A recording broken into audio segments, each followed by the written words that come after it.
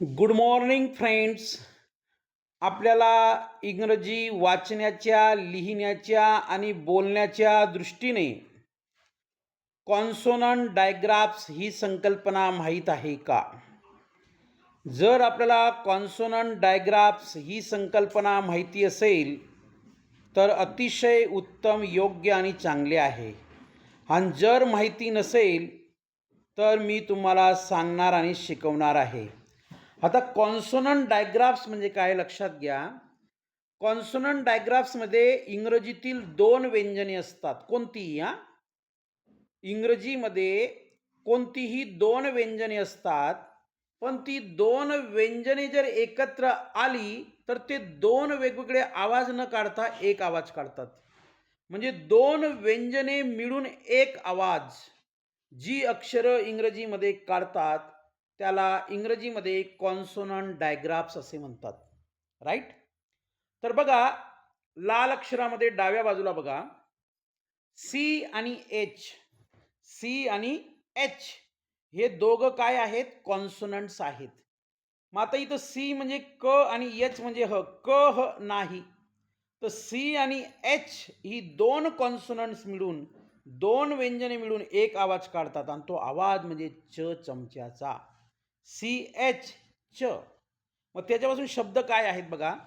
Chair, chest, chalk, cheap, church. त्याच्यानंतर S H. S हा देखील कॉन्सोनंट आहे, एच हा देखील कॉन्सोनंट आहे. मग जेव्हा दोन कॉन्सोनंट म्हणजे मराठीमध्ये दोन व्यंजनं एकत्र येतात तेव्हा त्यांचा आवाज एक असतो. हे मी पुन्हा सांगत आहे. मग एस एच म्हणजे श, म्हणजे एस एच जोडीने आले तर त्याला श म्हणा. स्पेलिंग बघा. Ship, shoe, shop, fish, ship. त्याच्यानंतर टी एच याचा उच्चार होतो थ. धिस, दॅट, दीज, थिंक आणि थ्री. थ पण उच्चार होतो आणि द पण उच्चार होतो त्याचा. राईट. पी आणि एच जोडीने आला तर त्याचा फ उच्चार होतोय. लक्षात घ्या. शब्द कसे तयार होतात बघा.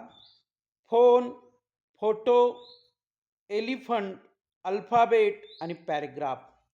डब्ल्यू आणि H.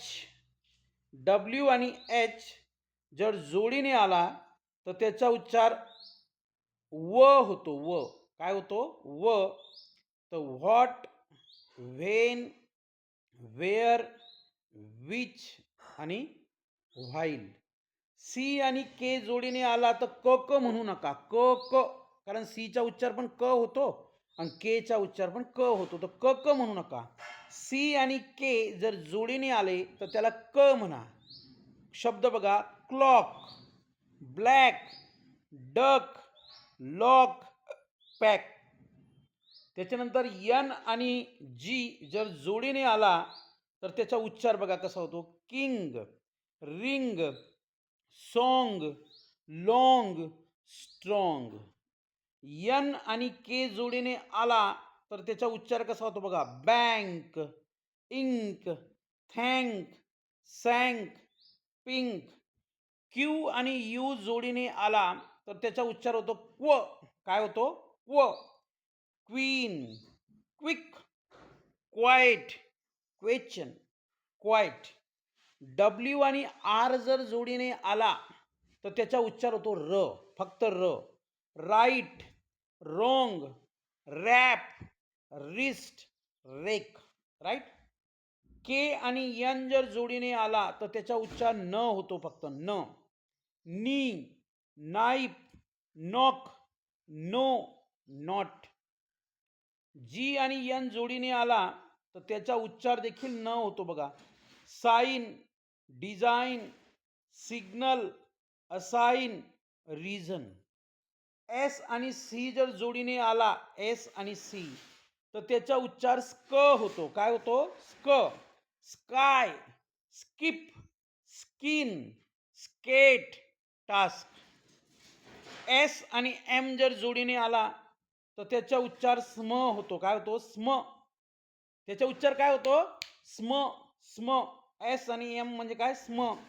Small, smile, smart, smell, smoke. S आणि एन जर जोडीने आला तर त्याचा उच्चार होतो स्न, स्नेक, स्नो, स्नेल, स्नॅप, स्नॅक. एस आणि टी जर जोडीने आला तर त्याचा उच्चार होतो स्ट, star, stop, street, study, stand. आणि एस टी आर जर जोडीने आला तर त्याचा उच्चार होतो स्ट्र. काय होतो? स्ट्र, street, strong, strip, string, stranger. Right. मग मला काय सांगायचं आहे या व्हिडिओच्या माध्यमातून, की जेव्हा दोन व्यंजने म्हणजे त्याला इंग्रजीमध्ये कॉन्सोनंट म्हणतात. पुन्हा सांगते मी जेव्हा दोन व्यंजने एकत्र येतात ते दोन व्यंजने मिळून एकच आवाज काढतात त्याला इंग्रजीमध्ये कॉन्सोनंट डायग्राफ्स म्हणतात. तर जवळजवळ मी तुम्हाला अनेक कॉन्सोनंटच्या जोड्या म्हणजे दोन कॉन्सोनंट एकत्र आलेले आहेत पण त्यांचा उच्चार किंवा आवाज एक होतो हे अतिशय सोप्या भाषेत आपल्याला समजेल असं उदाहरणासहित शिकवलेलं आहे. एकदा का तुम्हाला हे लक्षात आलं तर इंग्रजी वाचन, लेखन आणि संभाषण अतिशय सोपं होणार आहे. फक्त मला दुःख एकच आहे, मी आपल्या सर्वांसाठी एवढे भारी भारी व्हिडिओ बनवत असून तुम्ही माझा व्हिडिओ व्हायरल करत नाही. व्हायरल करा. मला यूट्यूबकडून पैसे मिळाले नाही मिळाले नो मॅटर. पण तुम्ही अनेक लेकरांपर्यंत, अनेक विद्यार्थ्यांपर्यंत, अनेक गोरगरीब लोकांपर्यंत, महिलांपर्यंत, पुरुषांपर्यंत, विद्यार्थ्यांपर्यंत माझे सगळे व्हिडिओ पोहोचवण्याचा प्रयत्न करा. कारण की आजकाल लोकांकडे पैसे कमी आहेत पण अँड्रॉइड मोबाईल सगळ्यांकडे असतो. तर त्यांना आपल्या मोबाईलच्या माध्यमातून, स्वतःच्या मोबाईलच्या माध्यमातून इंग्रजीच्या ज्या काही कॉन्सेप्ट त्यांना माहिती नाहीत त्या शिकता याव्यात, समजता याव्यात. त्यांना पण इंग्रजी सोपं वाटावं, त्यांना बोलता यावं, त्यांना लिहिता यावं, त्यांना वाचता यावं, हा एकमेव उद्देश आहे. Thank you very much. धन्यवाद.